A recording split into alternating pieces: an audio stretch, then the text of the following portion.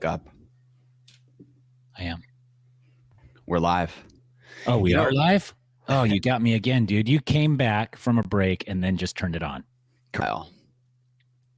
Oh, I mean, I have intros on all my other podcasts. Yeah.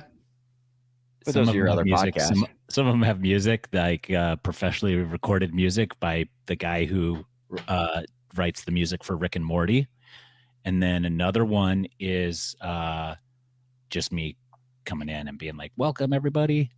We put music in afterward, like post-production. So there is music. No, I hear the music. I've listened to the podcast, but then it's us starting with the cult, like, oh, hey, we're here. So I haven't listened to one of our own episodes, and I don't even remember the last time. I listened. Oh, go ahead. I was going to say I listened to the Gary V because I wanted to make sure that we could put it out, but that's it. Yeah.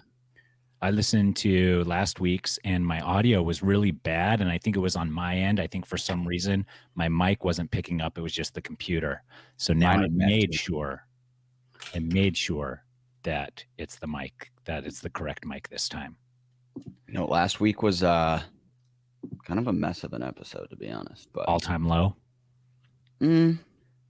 Rock quality wise, disorganization wise, yes. We've got great news for everybody. Yes, we do. We have a few pieces of news, but yes, go. But our own personal news.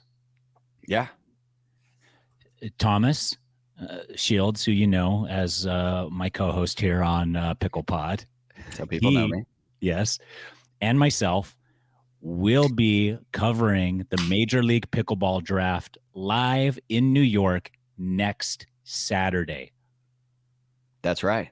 So you've been a paid, TV personality for years. Yes. Over a decade. Yep. I, on the other hand, have never officially been compensated for any sort of on-air appearance or any sort of like. Hold up, you're getting paid? That's right. That's right. Tables have turned. So I'm a professional. Commentator. That's announcer. Yeah. So then that's not the only bit of news. Then exactly the next week, we go to Austin, where Thomas Shields is currently already located, Dreamland, and we will be commentating the Major League Pickleball event. So that's right. We'll be breaking down the draft for you all day Saturday or all evening Saturday live as it happens. And then the very next week, we'll be on live again, Major League Pickleball in Dreamland outside of Austin, breaking down all of the gameplay. And it's going to be exciting. It is going to be exciting. I'm pumped. I'm thinking about whether or not I should adopt one of those like announcer voices or just like, Let's hear it. Coming to you live from New York City. No, that doesn't sound real, bro. What about like the newscaster stuff, where it's like, and we're live from New York City, where, it's like these sort of like abrupt. We were chosen because we're awesome, but also for who we already are. So why would you deviate from that? True. All right. I see Chris in the studio. So we're going to have Chris Olson on from Pickleball Studio. Yeah. I would say that he's probably the best content creator in pickleball. And I'm putting him above like us. I'm putting him above the Dink. I'm putting him above you in terms of the quality of production. Yeah. My production quality is not the greatest, but I'm also 42 years old. So come on. Yeah, that's true. Mine should just be better, but yours is better, but mine is where it should be because I'm 42 years old. I see him in the waiting room, but we're going to wait to bring him in. So Chris, I see you there with your mic and your headphones because we have just a little bit more news. Okay. Actually, we'll talk about this. Let's bring Chris in. I really want to get his take on the whole paddle controversy thing. I want to get his take on paddle innovation generally, and then a host of other things. But without further ado, do you want to get his take on us commentating on the Major League Pickleball draft and Major League Pickleball? Yeah, that's really important to me. Okay, good. Okay. All right. Without further ado, we got Chris Olson. Let's bring him in. Hey, how's it going? Boom. Chris, look at how pro you look. Look at that background. Everything's going on. This guy. You got to make the camera look good for the stream. Where are you? I'm just in my office. You have an office? Yeah, well, like I'm from home, but it's just my home office or whatever. It's Okay. a very small little box. Cool. Yeah. Welcome. Thank you. Thanks for having me. Yeah, thanks for being here. You are a content creator. You have a YouTube channel. You break down, you do a lot of product review style stuff, right? Yep. Mostly paddles right now, but I think it'll branch out as time goes. Do you have a favorite paddle? Yeah, right now it's the Ben John's Hyperion CFS. Mm. Before that, it was the Model E. That was also really good. But yeah, the Ben John's has been really good. Okay. The new Ben Johns from the new company. Correct. Okay. Yola. Yep. Yola. The one and only. I was going to take a swing at it, but I probably was going to mispronounce it. So I just let it be and figured people would figure it out. I was so shook when that news came out. Like I especially because my brothers played table tennis and they always said Jula. And like I heard Yola and I was like, well, this can't be right. And then obviously it was. But so every time I say it, I have to like think for a second and see if I have it right. Is it though? Have we had a representative from the company? Yeah. We have? Okay. Yeah, they made like a video that's like, here's how you pronounce it with Ben. Oh, okay. Yeah. I missed that while I was working at CNN Plus. Okay, cool. So that's your favorite paddle. Yeah. And Thomas said your content is far superior to anybody else's in the game. Do you agree or disagree? I do think it's really good, but I guess it really just depends what you measure it on. I think if you measure it purely based on like camera skills and like production quality, that's probably true. But I think we have like tons of people who are super entertaining. Like obviously Shay is really good. Pickleball Will, and there's like a number of other content creators that make like really good content, but the quality still needs to go up a little bit. But you're a pro. You're a pro at this. This is what you do by trade. Yeah, I've been doing filmmaking for like 10 years now. Okay. And your most notable project is the Rubik's Cube documentary on Netflix? Yeah, the Speedcubers. Speedcubers. I watched that as it came out. That was fun. Oh, did you? Yes, of course I did. Oh, that's great. That's awesome. What'd you think? Yeah, I loved it. Oh, that's great. I love little quirky, like niche documentaries like that where people are super passionate about this thing that nobody else fully understands.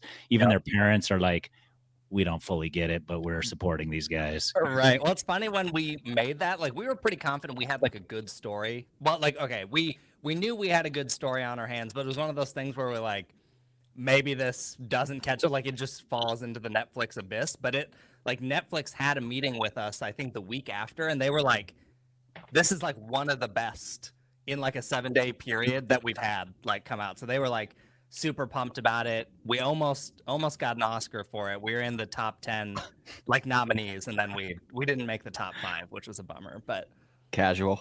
yeah. Well, it's so funny because like I feel like I am just like a super regular guy. So like anytime I talk about this, it doesn't feel like a big thing. I think like 5 years ago, if someone told me like, oh, you would have done this, I would have been like, oh, I must have made it. I must be like rich and like super cool or something. But I'm like, my wife always grounds me. She's like, you're still just a regular guy. Don't let it get to your head. What does she do? Tell you your net worth, or how is she grounding you? No, she's just like, you are very much like a normal guy who's done Okay. cool projects. So now that you've gotten that close to winning an award, Yeah.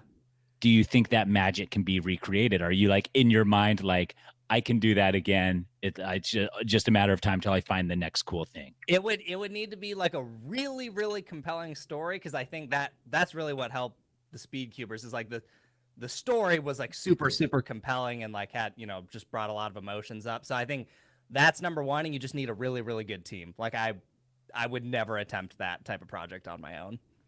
Okay. I hope eventually to do like, this is like way, way in the future. Who knows if this ever actually happens, but I think it'd be super cool for one to exist for pickleball. Like I think it's only bound to happen that some pickleball documentary ends up on Netflix sometime in the future. People, I mean, there's many there's been many whispers ideas circulating. Yeah. Well, I mean, like, and I've sat down for interviews in these things, but Oh, then nice. you never hear any like follow up, and then it's sort of just like, so who knows? I mean, Yep. it could be any week where like some documentary pops up and we're like, oh shit. Like Right. there were people at Major League Pickleball, the one group. There will be a group at this upcoming Major League Pickleball, a different one. Okay. There was groups at where was that? The Phoenix Desert Ridge this year. Randall Emmett. I sat And down. have they all said like they're all working on documentaries? Yes. Yeah. Oh wow. Yeah. Wow. So Yes. it's a race to see who gets it done. I know 4 different parties currently. my I'm aware of 4 different parties trying to make pickleball documentaries. But if they all cover different topics, and it's good for the game, right? And It'd be that interesting to see what they focus on. I'm sure some of them are like generally more broad on the sport than maybe some niche on the players, but I'd be curious to see which ones succeed the best. Yeah. But I think the way to win at that is you almost need to attach yourself to one individual personality. Yeah. And build out their singular story. Yep. To really get an Why don't we audience. make our own then, Thomas? You're here giving all these great ideas to these Hollywood elites. They're now going to take it and run, and you're going to wish. But they don't know which people to pick. That's the problem. I mean, it's not always the obvious choice. It's not always the obvious choice. That's true. Chris, do you know which people to pick? I don't yet. I really would like to get closer to some of the pros and kind of learn some of their stories. I'm sure there are a lot of people in the sport that like know some of these backgrounds quite well, but I think, like obviously everyone would default to like Ben. And I'm sure Ben would be interesting, but there's always like someone a little smaller, like climbing up the ranks, like grinding super hard. They have some crazy growing up background, and like how they even got to where they are is crazy. Like that would probably generally be a more compelling story than like, oh, hey, this guy wins everything all the time. Like you can't beat him. Yeah, that's true. Nobody likes a winner. Well, they might, but maybe just not as much as the underdog.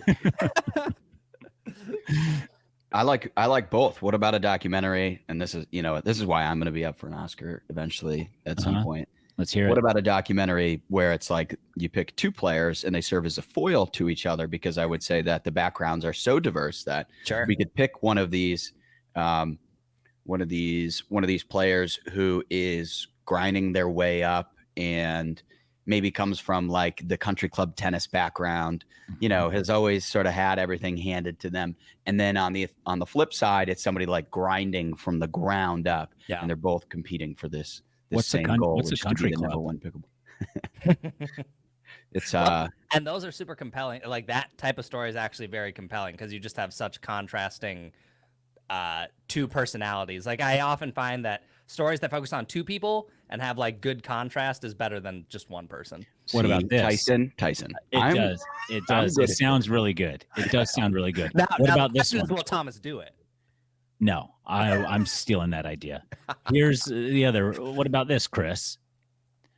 Ben Johns winning everything. Mm-hmm. Then you got this guy grinding all the way from the ground. Who's the guy? Name the guy.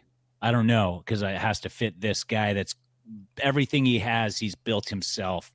No help from anybody.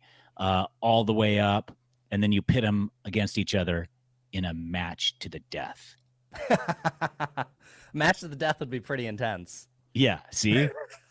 I don't know how much Thomas. Netflix would like the gore, but I mean, maybe They got a niche for everything. That's not fair. You can't just add in the element of fight to the death. This is a pickleball documentary. You got to stay within the bounds here. Well, obviously, it builds to the point where they both face off in the gold medal match somewhere. Yes, against each other. That's what you want. We with our documentary, we were like fairly lucky in that both the people we followed were like essentially the 2 best in the world, and we were like we knew for sure they would make the final. It would be like Ben Johns not making it to like a semifinal or something. But I imagine in pickleball you would have to follow people for so long hoping for that eventual matchup if it's someone grinding up the ladder, which then of course like eats into budget and all sorts of other things. But well, you could stage it. I suppose you could do that, but I don't know how much the people would like that. I like that you're willing to get a little, bend the rules here, Tyson. You're willing to do what it takes to be successful. So Someone's gotta do it. I'll be the vision guy. You be the grit guy. Chris, you're on the hold the ones camera. and twos, and I think we'll be Oscar worthy here in no You time. heard it here first. We're making a documentary, us three as a team. Here we go. Okay, here we go. I hope Thomas has got budget. He does. Good, Yeah, let me good. just I don't know. I've seen it. I've seen that pickleball court he plays on. I'll do a couple more sponsored ads here in the podcast. Yeah, if only that were my Speaking of, have you heard of Relight, Chris? I have not. tell him about it. Tell me. Relight is a electrolyte beverage drink mix, has 10 times more sodium and electrolytes than other leading brands in the industry. 10 And times, that's a lot. that is the amount that your body generally sweats out in an hour. All right. So you're replenishing everything you're sweating out. And for me personally, it's honestly the only thing that's ever kept cramps at bay. Nice. Like I feel a difference with muscle cramps and this product. So friends of the pod, if you use PickleBall at checkout on Relight's website, you get 15% off. And yeah, it's the only thing that I drink that I notice a difference with. Good stuff. So there you go. That's Perfect one. segue. Yep. Chris, those are good reactions there. We appreciate that. Thank you, Chris. Not even rehearsed. No, not at all. You so Let's just get into genuinely curious. Let's get into some paddle talk. Let's do Yeah. it. Yeah. So Chris, I just kind of want to ask more of like an open-ended, maybe like thought, or maybe just like make a statement. But Sure. I think there's a lot of different angles to come at this, but essentially what's happening is these paddle companies keep trying to innovate and push the bounds and make better paddles, but now they're coming up against the rules and regulations. What's just kind of like your general thoughts on all of this? You were the one who put together that video of like actually testing the Yeah. RPMs across, I don't know, 20 something paddles and comparing them. And now we're seeing that, the one that won is actually illegal, right? And that with that decision, by the way, was withheld recently by USA Pickleball. So all those carbons, they're not going to be reinstated. Yep. What are just like your general thoughts on all this controversy and paddle innovation generally? Yeah, it's super interesting because I think I've probably tested like 50 plus paddles at this point. Like every time I get a new one, I go out and test it, like I'll play with it and then I'll run it through the test. And generally I'll have a couple other people do it as well, just to see if there's like any anomaly. Like, was I noticeably higher? And most of the time the results are like really consistent. But what I find very fascinating about this whole carbon thing right now, and super funny in rec play, is like, I don't know if you guys have experienced this yet in your areas, but some areas people are like actually mad at people using carbons in like rec play now. And I'm like, dude, they're like, oh, you shouldn't be using an illegal paddle, and they're bent out of shape that it gets so much spin. And I'm like, I can list like 6 other paddles that rank higher than the carbon, and some that are like a whole tier above carbon, and they don't complain about those. Mm-hmm. And even when I tested an original carbon recently from November, and then one of the supposedly illegal ones with the all caps letters,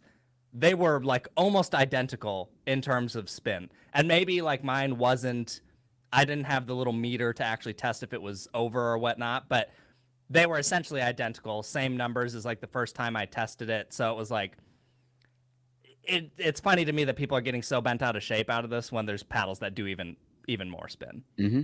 I had the opposite experience where a guy I play with, as soon as he saw the news drop about the carbon paddle, he went out and bought one, assuming you wouldn't be able to buy these illegal paddles in the near future. And now he plays with it. People to do that too, which I thought was super funny. Yeah. So now we've got these guys playing their illegal paddles against us in rec play, but it doesn't bother me. Yeah, it's one of the, and the other thing too I tell people is I'm like, unless you're 4.5, 5.0, 5.0 plus, like honestly, even 4.5 to 5.0, it probably really doesn't matter. You're probably not even able to use, well, okay, let me rephrase. 4.5 and below are almost certainly not able to use that paddle to a point where it's like abusing people purely on the notion of spin. So I think that's just silly that people get so upset about it. I think it's just one of those like, I heard it was banned, so you must have some advantage over me that others don't. Yeah. But like as far as the paddle innovation in general, I think it's really good that companies are pushing it. Like some are pushing, like doing things that are kind of gimmicky. Other ones are like doing things that are like actually benefiting quite a bit. Like Selkirk's had some stuff recently that's like quite impressive to me, and yeah, it's just quite impressive in general. But I would like to see the rules get a little less strict. I know one of the things people are worried about is like if you let it go too far, then like maybe the skill gap gets too big, and now it's harder for like newer players getting in because like tennis players come in and just abuse everyone with spin. But I feel like we could probably up the limit a bit here and be fine. Like I don't think we'd hurt ourselves too badly. I agree. What about the counterpoint that if you continue to extend what's allowed, people will go to that like shiny object, if you will, right? So everybody's trying to innovate on grit and spin right now. And they might be actually neglecting the core or the handle. Or playing around with other elements of the paddle that might actually have a better impact and really improve pickleball more. It's like, okay, if everybody's just focusing on this one thing, it's to the detriment of other components of the paddle that could actually advance the game and be better for pickleball as a whole.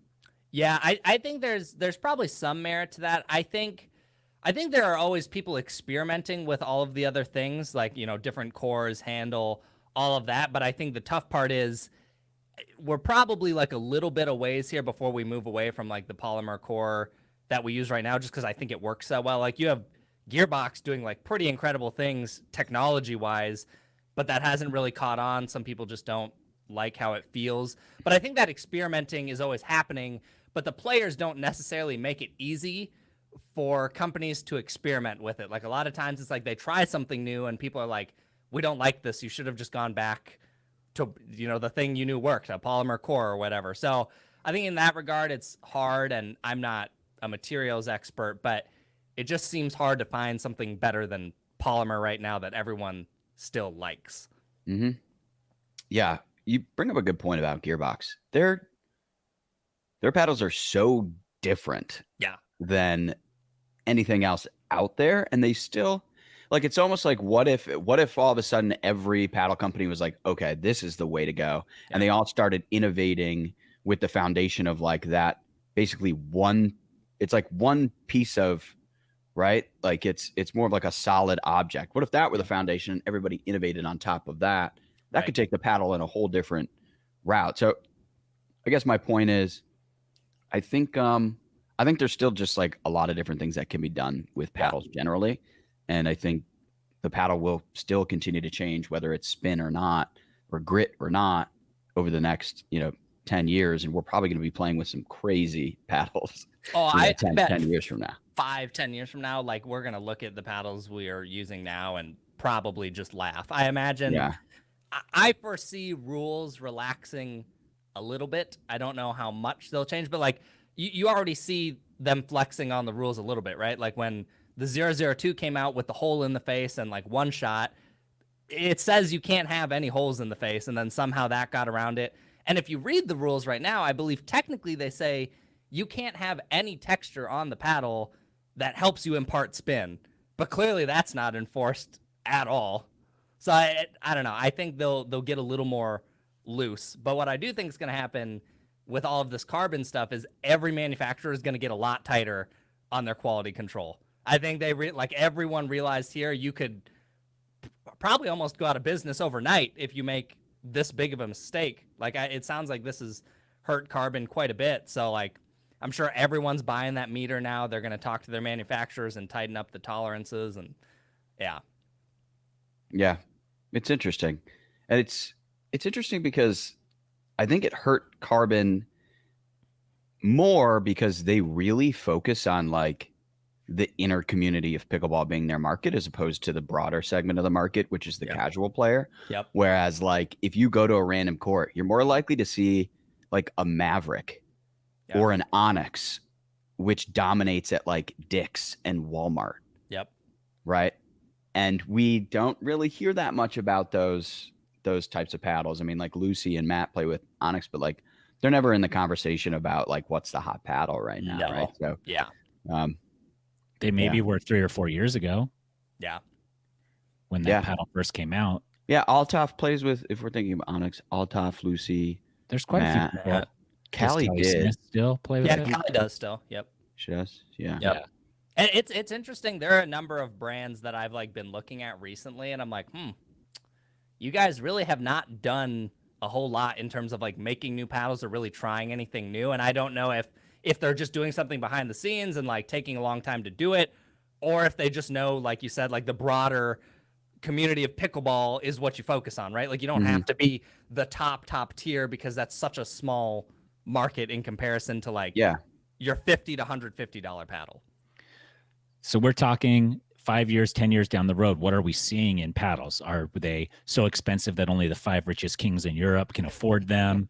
What is give us some predictions here, Chris. I envision they're going to be, I would not be surprised if $300 was a common price point. Everyone flinched pretty hard when Selkirk did that, but I mean, I actually think Minnesota might have the densest population of 002s aside from where they're made. Like I know so many people here who have that paddle, and no one's like batting an eye at spending. Once they heard it was good, no one bats an eye at spending the money on it. So for those listening, by the way, the 002 is the Selkirk paddle that Tyson is using. Is he currently using it? Yeah. With the open throat, right? So it looks as if there's this funny hole in the middle of the paddle. Yep. They'll say that it's not in the middle of the paddle face, right? That's how they got around the rules. But if you look at it, it is, right? Yeah. It's this weird. I honestly think that, so I think $300 would not be, I don't think it'll be like common, like, oh, this is the mid-tier, low tier. Like, I think that's probably going to be, on the higher end. But I also wouldn't be surprised if we had the holes in almost everything. I just looked at another paddle from a company called Kitchen Pro, and they actually have a throat that's like an actual tennis racket. Like, instead of just being a punch out in the face, it's literally a throat hole like a tennis racket. And I think everyone harps on it because the thing most companies focus on is like, oh, it's more aerodynamic.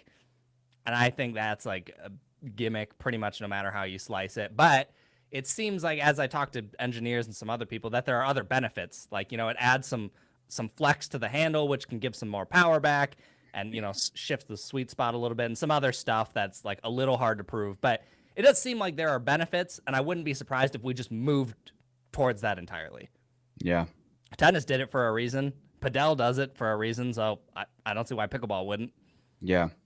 Yeah. Or if there's just an entire, like a total material change. Like, I remember I was a hockey player growing up, and when I was younger, wooden hockey sticks. Everybody played with wooden hockey sticks. And then one year, the Synergy came out. And I think it was it was fiberglass. And that changed the game. And now nobody's making wood sticks anymore, unless it's like a nostalgic thing that like Easton or one of these like Bauer or something is doing, just because like, they're doing it for the hockey royals. Yeah. But like people are buying the fiberglass, or it might be carbon fiber, whatever it is now, but it completely changed the landscape. Yep. And I think that's still bound to happen in pickleball, right? Like we're still so early in, like, I would say the bulk of companies right now are not, like, even the manufacturing plants are probably not pickleball specific only, where they're like only trying to work on pickleball materials that work well for pickleball. I know one company specifically, and I talk to their engineer quite frequently, and all he does is pickleball stuff. He's the only one that I know is like, I'm trying to figure out what specifically grabs a pickleball the best, or, all the materials that work best. And I think we're going to see a lot more of that, which will then push innovation forward a ton. And the fact that you chat with this engineer frequently is, I don't know why you do that or why you would ever be in that position, but that's why I knew that you would be a great guest on this podcast. It's just so fun. I love nerding out about paddles. I would like to hear you and Ben and Colin just like go off about this stuff. I'm sure it would like. It would be interesting. I always hear mixed things about Ben. I've heard from some people that he couldn't care less what paddle he uses, and then other people are like, nah, he's like kind of picky about it. And I'm like, well, I don't know. I've never. When you get him talking about it, like he can go on for days about the materials and stuff. And so can Colin. I mean, it makes sense. He was an engineer for college, right? Material sciences, is that? Yeah, something like that. And if that's the case, I don't see why you wouldn't be picky. You clearly know something about it. Right. Yeah. Okay. So, all right. So what paddle you're playing with Hyperion right now? Yep. And I think it's a great paddle. I can see why Ben likes it. I would, of all the paddles I've used right now, I'd put it in the top 5 pretty easily. I think it's just a solid overall paddle that doesn't really have a lot of problems. I've been using it. It's the first thing to make me put down the Franklin Ben Johns, because I've tried the Carbon. I went to Electrum, and then I would always go back to the Franklin. Nice. And I think this Yola paddle, as they make me say, right? They want us all to say Yola. Yep. I think it's pretty impressive. So I told my dad, I'm like, when you're back on the court, this is your new paddle. That's just how it's gone. Sure. It is, and it also, like, so I have a little bit of a tennis, like, just like doing like tennis in the summers. I didn't play high school tennis or anything like that, but sure, you know, I learned to, you know, hit my forehands as like a tennis racket, right? So yep, everybody has to make the slight adjustment when they come into pickleball.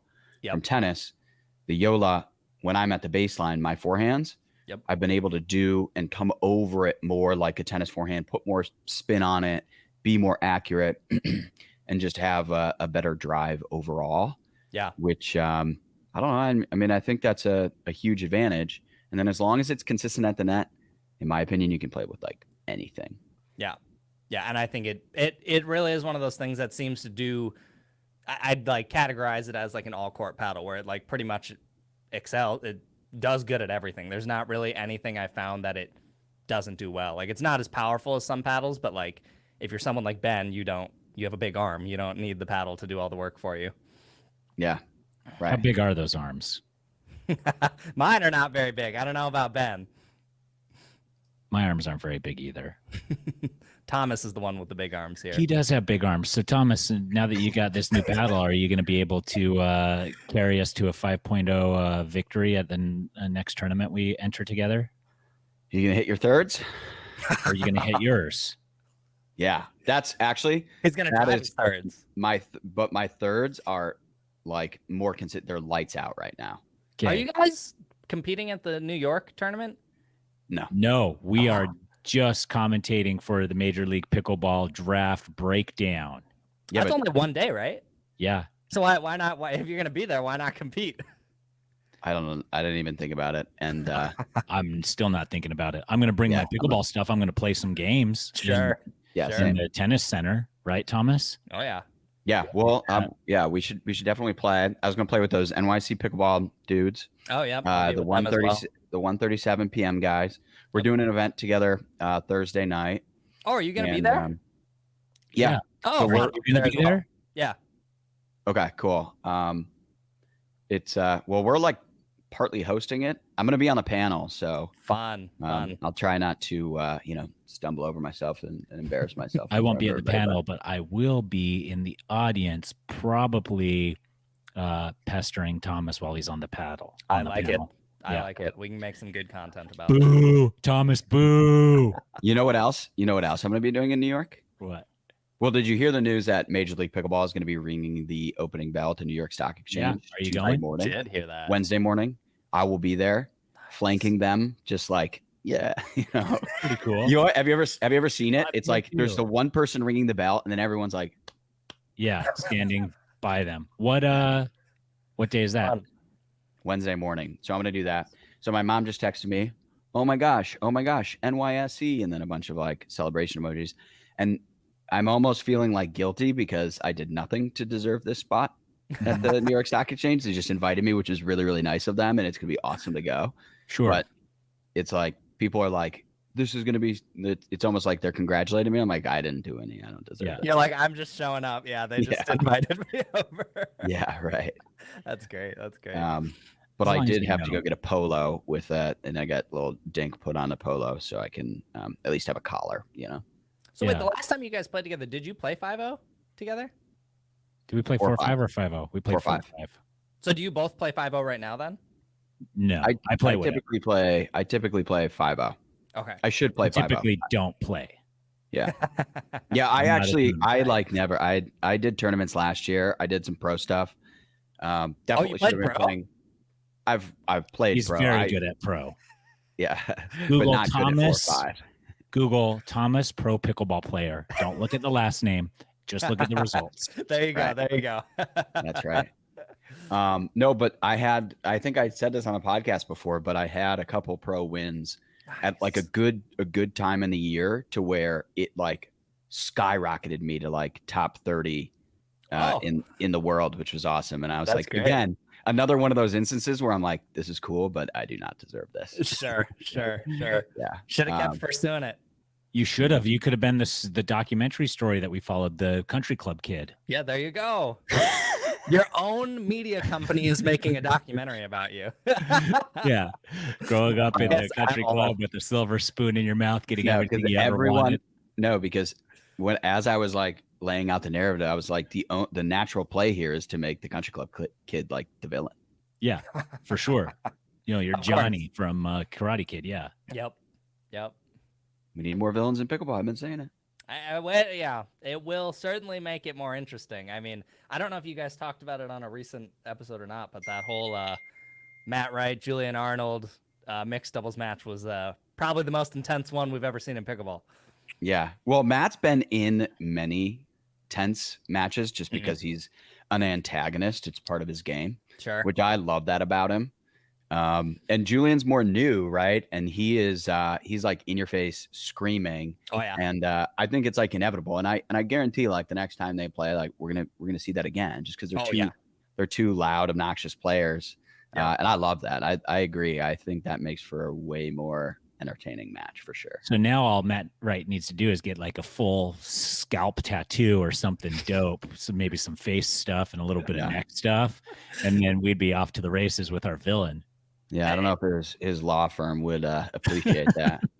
It'll be interesting to see it develop because pickleball is like in this, like it's a very community influenced sport. A lot of good sportsmanship. Like people are very nice to each other. So it's only inevitable, I think, that it evolves into every other sport where you start seeing like things. I mean, you watch a tennis match and it's so dramatic. Like people are screaming at the umps and like. I have a feeling it'll happen in pickleball. It might take a little bit, which will be a little sad to see because I like elements of it right now where people are, pretty chill. They're all nice. But also, I watched that match between Matt and Julian, and I'm like, oh, this was like really entertaining pickleball. Yeah. No, you need both.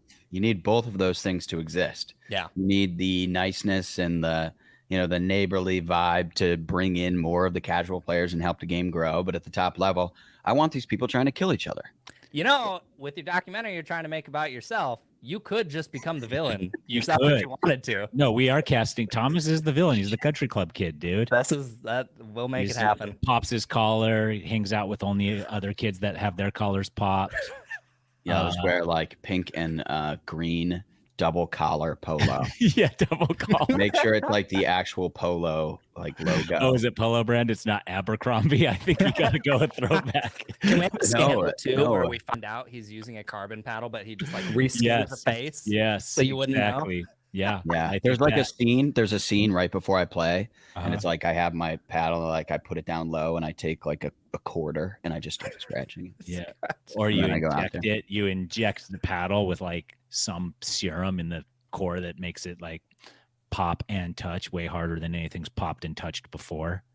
Yeah, you're always pushing the limit. I like it. You're always thinking outside the box. Yeah. I have an interesting one for you guys if you saw this or not. So obviously you heard about like the PPA is going to start doing like paddle testing on site, right? Did you see the actual like document they published about how the whole thing's going to be handled? Connor texted me, Pardo, he just texted me the thing, so I just read that. I didn't see when they actually published it. Yeah, I can't remember. Someone was linking it the other day. I think it was on the PPA website. But I think it's going to be really interesting that all this paddle testing happens now, especially with what I imagine is most companies have pretty loose quality control. Like from what I understand, the companies that have this surface and are not made in the US, which is almost all of them, pretty much come out of one factory from what I know. That's what I've been saying, yeah. And like I've talked to a buddy who makes some paddles and has messed with that surface, and the company is like, yeah, we make like all of these. So like if it's bad for this one, it might not be good for this one either. So like, or if it's good for this one, it should be good for that one. So interesting stuff there. But if the quality control is so loose, I feel like the paddle testing is going to get dicey at some of these tournaments, or like every pro is going to own one of these $2,200 testers and test their paddles themselves. So that, because some of the things were pretty interesting. There was like I'm paraphrasing here. I don't remember exactly what it said, but it was basically like if you got caught twice within like a certain time period of having illegal paddles, you got like a pretty big substantial ban. 90 days. 90 days probation. Exactly. So it's like people are going to get really picky about their paddles, I think. And if some of these bans do come out, that's going to be really unfortunate. They're going to hold optional testing before each event, and it's basically on the player. They're saying, you as a player, it's on you if your paddle's illegal. We're putting these windows here for testing. So this is your opportunity to make sure that you're not you're not in violation. Now you're going to get penalized. Test during that phase, right? What's that? You won't get in trouble if it tested illegal during that phase, right? Okay. Right. Yeah. That's just to make sure. I see. Yeah. So Thomas, who's the first pro going to serve a 90-day ban? Somebody using a carbon. Well, it'll be interesting, not to stir the pot, but Yola was obviously very close to the limit, and they had published a video of like doing their own test, and they had like all the math, and they were like, look, we're legal. But then people online were like, wait, they did their math wrong. Like, it's actually over the limit. And then I was just checking today to like find that video, because I was like, oh, I'll like check the math myself, and the videos are gone. Like, I can't find them anywhere. So now I'm like, that doesn't look great. Like, I would imagine a company that big probably tightens up their quality control, but I don't know. I thought that was kind of interesting. The saga continues. It sure does. The test itself is not reliable. It's inconsistent. Yep. The threshold they chose, which is 40, so it spits out a number every time you do a measurement. Yep. And then you do on one paddle, you do 6 measurements and you take the average. Yep. 40 is that threshold. Where did the 40 come from? Yeah. Why 40?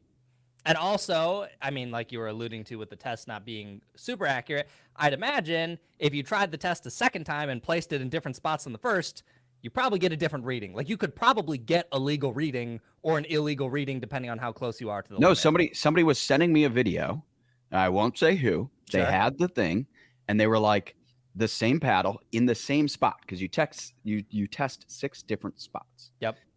They put it in the spot. Mm-hmm. Press the button, get the reading. It's like 36. Yep. They pick it up like an inch, put it back down in the exact same spot, do the reading. It's like 48. And then they just kept doing it over and over again. It's like this device. Well, it's just a randomizer. Is inconsistent. It just so.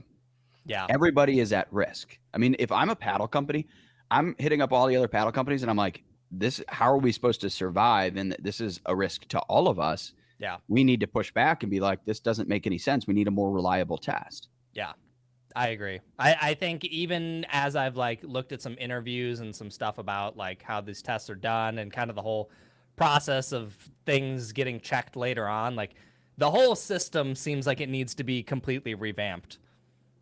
Do you have a paddle tester, Chris? I don't. I really want to get one though, because I think it would be fun to like add that in reviews, and like obviously that adds some like, well, it should probably spin better if it's near the limit. But $2,200 is a hard pill to swallow right now. Yeah, that's how much it is. What's the device? Yeah, but I heard that in 2 months those things are going to cost probably like $6,000. So well, I've heard they're like flying off the shelves right now. So are they? The Starrett SR 160, I think, something like that. Yeah.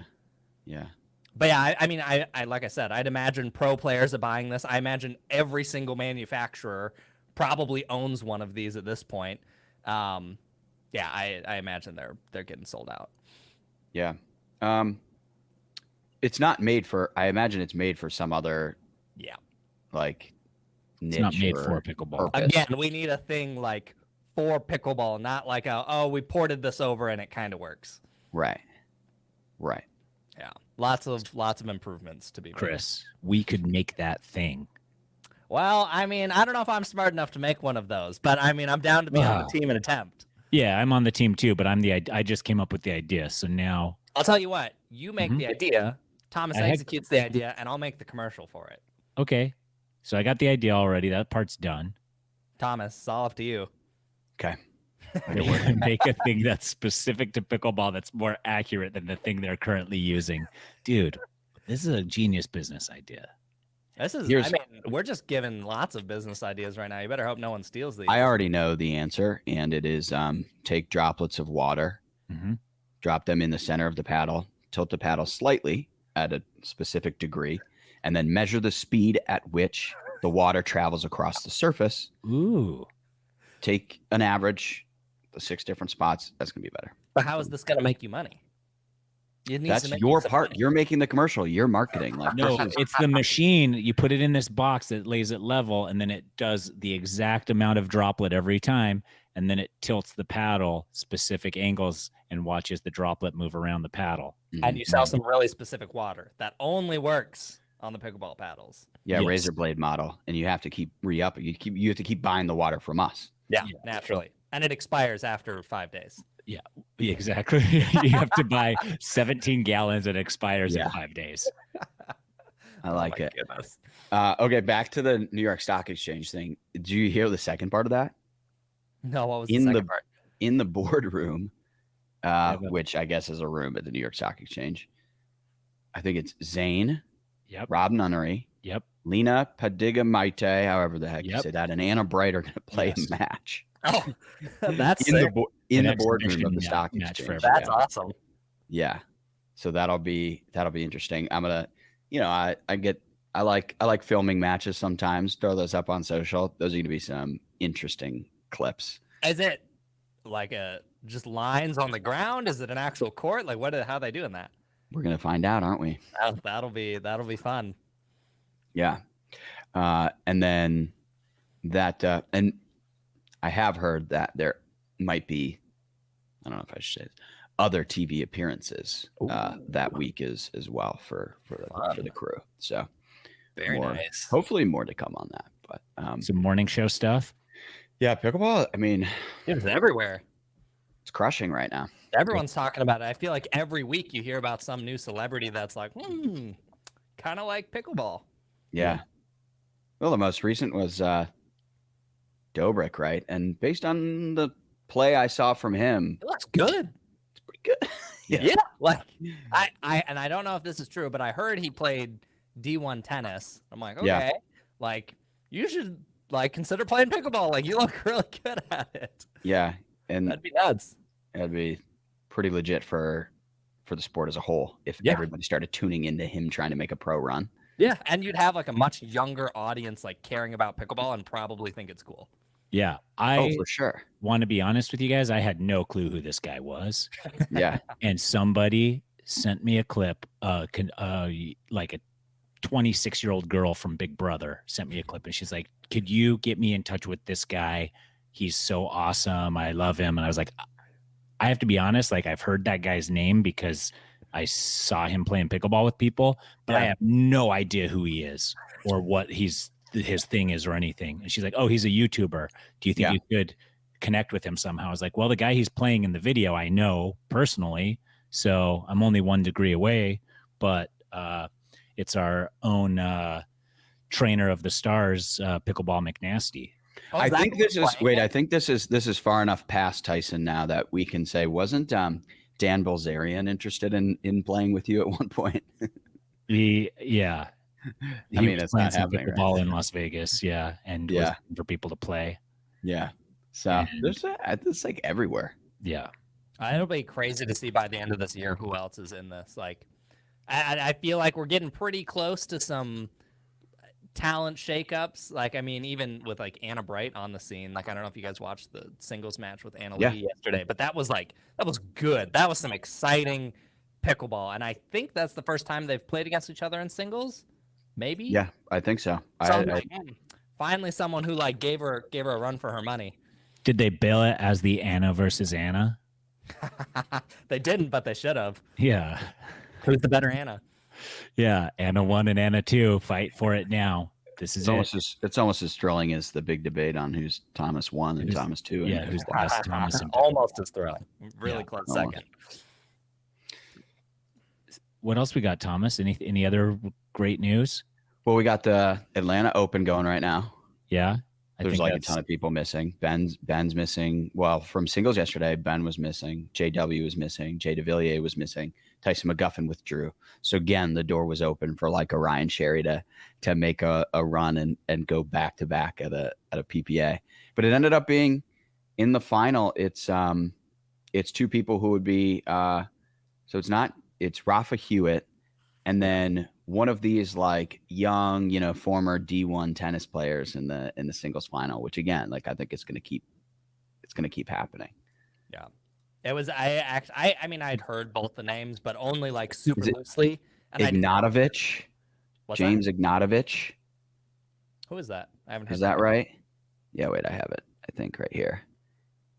Yeah, James, or is it Stocksrud? No, I think it's like Federico, whatever the last name was you just said, is in the final, and then Rafa. Oh, okay. I got to make sure we get that right. Yeah, you do need to, because it sounds like you currently have it wrong right now. Is that in the are you reading from the newsletter? Well, so that's why I'm like, wait, did we get it wrong in the newsletter? Yeah, I'm looking at the bracket right now. So. Okay, yeah, Stocksrud. No, we got it right. Stocksrud versus Rafa Hewitt in the final. Okay, yeah, that'll be interesting to see, because I actually kind of want to watch that, because I haven't really seen either of them play. So it'll be interesting to see what that looks like. Yeah, and then Perino versus Waters in the final. I wish maybe Anna was on the other side of the bracket from Anna Bright was on the other side of the bracket from Anna Lee Waters, and we somehow had that in the final. That would have been very entertaining. What's your guys' take on this? Because I've had a lot of people talking about this recently. So especially at this one, I don't know how many people. I just heard there was a number of them, but since if you lose, you can only come back for bronze, a lot of people will just drop out after withdraw, that. Yeah. Do you think the format needs to change? Does it not matter that people do this? Because like, it's kind of unexciting when you have like a top talent just drop out, but it's also not exciting when the best they can do is bronze. Yeah, no, but they switched to this from like you could come back around. Yeah, you used to be able to come back through the back draw. That used to be the standard. They did it just because of Championship Sunday, didn't they? Wasn't that like the whole reason? I think so.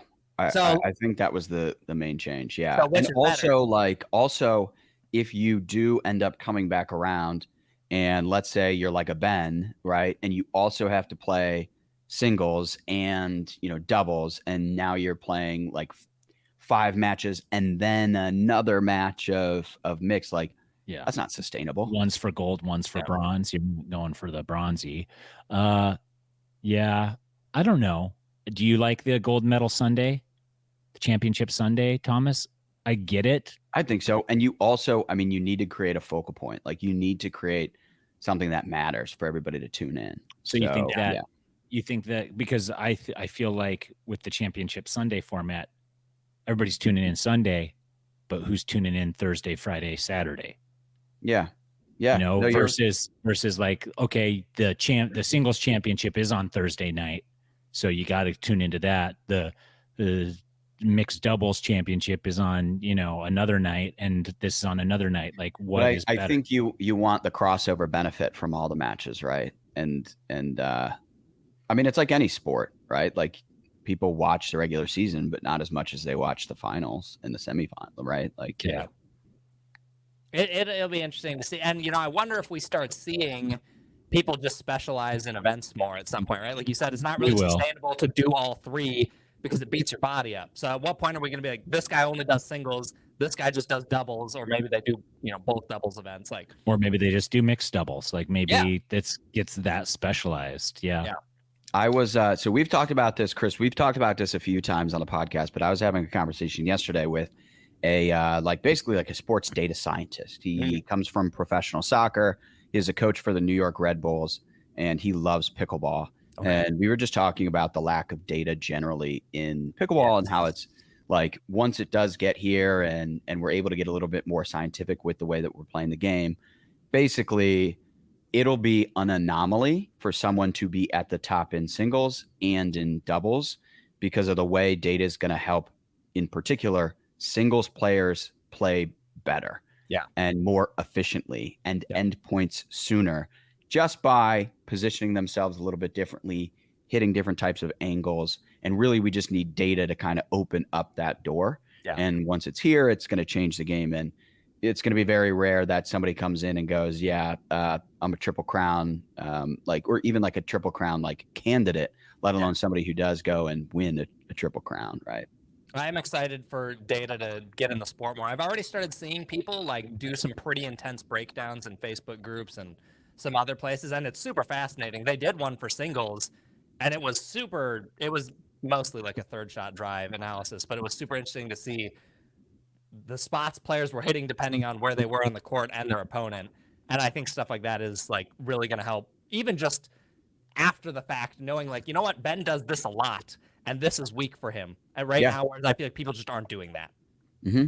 They might know generally like, oh, this isn't a great shot for him. But when you have like actual data that's like 70% of the time he loses if X happens, like that's super valuable. For sure. Yeah. I think it's going to change the way the game is played. I mean, this is a theme across all aspects of the sport. Yeah. It is still in its infancy. Yeah. In so many ways. Yeah. We have a long way to go, regardless of what we're talking about in pickleball. And I think that's what makes it so exciting. Yeah. And with the growth of the sport, we're also just going to see innovation across the board. So yeah, that's going to be good. I agree. That was like a good little close of thought. Did we end on really that? Was. Really, I almost did like a little baby cry when you were like, it's in its infancy. I almost went, meow. But then I decided to not. It was good that you didn't, but then you did, right? Yeah. So Yeah. And you know Thomas isn't going to edit that out. But in my head, I was like, maybe he can put a better like little baby cry in there when he edits it for the clip on social media. There you go. There you go. You know, we've done one of those social clips where it's just you doing like random stuff before. Uh-huh. I think we're due. Like you just making weird noises and like odd faces. That one wasn't cut together by you though, and it was like everything was a fast cut. So like I watched it once and then I had a seizure. You know what? How you'll know you'll made it is when you have fans start making all of these various edits for you, like best of like 2022 Dink episodes or whatever, like the highlights and all the Chris, things it said. Why don't you get on YouTube, get in the search bar, and put best of Tyson from Survivor? Oh, is that a thing for you already? There's one of me too. Is there really for you? Oh yeah. How am I looking, Chris? That's funny. Wait, there's like several of these. There's a lot of them. You look so different. That's hilarious. Oh, I was about 15 years younger there. Well, yeah, that would do it. That would do it. Do I look better now? Is that what you're saying? Well, naturally, of course. Yeah. Of course. Take off your hat. I just got my haircut. Better. He's got a mullet now. I got a mullet I now. mean, sounds like Tyson's starting to rock that thing. So it sounds like you're just on trend. It's mine's like a Major League Baseball mullet. So like if I was in the baseball league, they wouldn't even consider this a mullet. They'd just be like, that's a regular haircut. So I might do that. Right? It's pretty cool. It'll help with the whole villain thing. Yeah, it will for you for sure. Yeah. Yeah. You got to really work that thing up, man. Especially when you're like, I'm the first one to ever get a mullet. And then everybody's like, that's not even true. That would make you very villainous. I think every time I show up at a tournament that Thomas and I just happen to be at, I'm going to need to have like my camera ready for just like some completely out of context thing he does to like crank up this whole villain thing. You know, like you see him take something from like 15-year-old Patrick Hayden Quinn or whatever. And right. And then push him in the face. Tyson, why don't you like dress up? We'll get you like a walker, like a gray wig, like a nightgown, and like you take my pickleball bag and run. Yeah, or they'll just like push you over. It's like, you know, Help snooze you lose or something. Yeah. Oh, that's what you get for being old. Like, that's what you should say. It's on center court. People are like, why is there an old woman like walking across center court? It's getting like, mugged by Thomas Shields. Stop asking questions. Did you see what Thomas just did? Yeah. This is like what I mean, where you need those fans that are like super talented, like animators, and they just animate the whole story you just talked about. Like that would be hilarious. Yeah. Do we have one of those, listeners? Hey, if you're here, Thomas is hiring, I heard. Yep. Yeah. Always hiring. Okay. Pay you in conversation. He'll pay in Bitcoin. That's what I heard. Ooh. Yeah, Yeah. may as well right now. Doge. Yeah, there you go. Yeah, now's the time. So, All right. I think that was good. I mean, we could have ended on a closing thought, but I think that old lady getting pushed down in is the center new court closing was a thought. good, yeah. Even better. Yeah. Thanks, Chris, for being here. That was awesome. And Thanks for for having all me. your insight into paddles. Yeah. And I guess we'll see you in New York too. Yeah, looking Do you forward live in to New it. York? What's that? Do you live in New York? No, I'm in Minnesota. Oh, okay. Yep. Well, we'll see you in New York anyways. Yeah, can't wait, guys. Okay. Later. All right, See ya. take it easy.